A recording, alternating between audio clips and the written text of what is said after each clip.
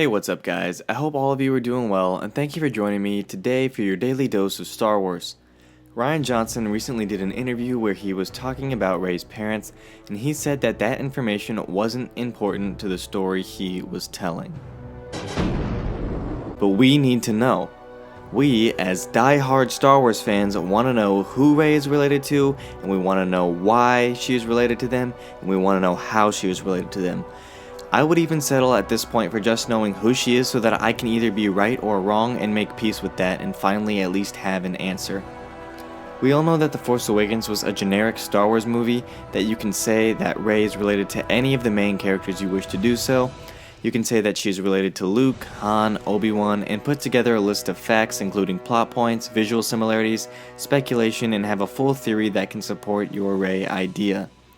We can spin the facts any way we want to fit whichever theory we are putting together, and if you've been following the channel, I'm on Team Rey Skywalker. But if you didn't know that, now you do, and I had an idea about The Force Awakens when Rey says, Luke Skywalker. I thought he was a myth. What if Rey was lying? In a previous video I did about Rey and Luke, I dove into the possibility that Luke mind-wiped Rey and put a false memory into her head, which would be the memory we see in her vision of her arm being held by Unkar Plutt and the ship flying away with Rey screaming, so that she would be protected if she ever got questioned as to who Luke was if someone was trying to hunt him down, as well as protect her from trying to find him. But what if I was wrong, and what if none of that is true? What if Luke never mind-wiped Rey in the first place, and that was her real memory and she just didn't want Luke to leave her? What if Luke sensed that Rey would be in danger if she continued to be around him? What if Luke was able to sense the conflict within Kylo Ren, and this is what caused him to hide Rey before he betrayed Luke and became a dark side warrior? If you follow the channel, you also know that I think Kylo Ren knows who Rey is, based off of his actions in The Force Awakens, particularly when he finds out BB-8 escaped Jakku with FN 2187 and a girl, and he could have thought that it was Rey, and this is what caused his short-fused temper to go off again. He could have finally found where Luke has been hiding Rey. We know that from the beginning of The Force Awakens that Rey puts a tally on the wall for every day that passes that whomever she is waiting for on Jakku doesn't come back.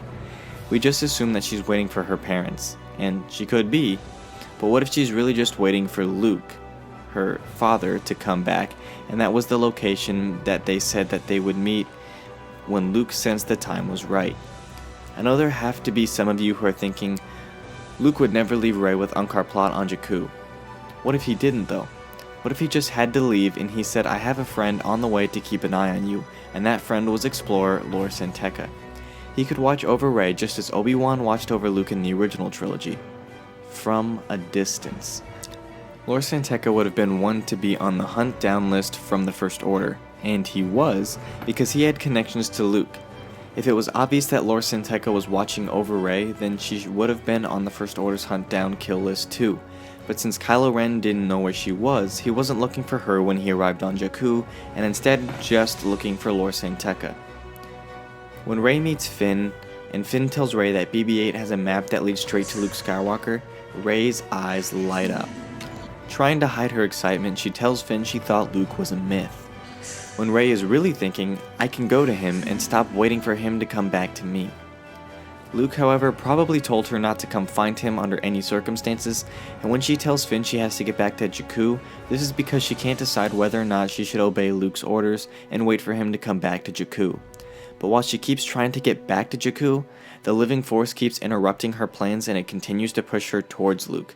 The Living Force is what is responsible for her going downstairs in Maz's castle to find Luke's lightsaber that triggers her vision, and is also responsible for Rey seeing the island at night when she is desperate to sleep, that island being Ahch-To, where Luke is located.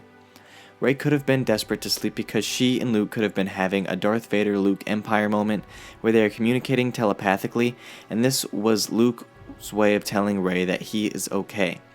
Rey was trying to obey Luke's orders to remain on Jakku, and she was unable to because the Living Force kept pushing them back together, and this is why at the end of the film we have that emotional scene between Luke and Rey where she pulls out the lightsaber and extends her arm out to hand it to him. And she is just in shock and doesn't know what to do, and all Luke is able to do is stand there in disbelief.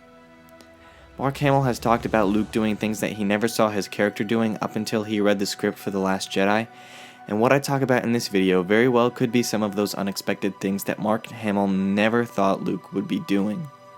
So let me know in the comment section down below on what you think about my idea about Rey lying about believing that Luke was a myth and she was actually just trying to protect Luke.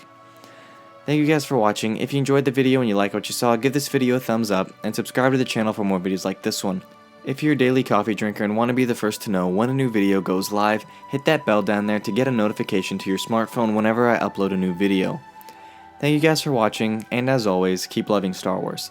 I'll catch you guys in the next one. Peace.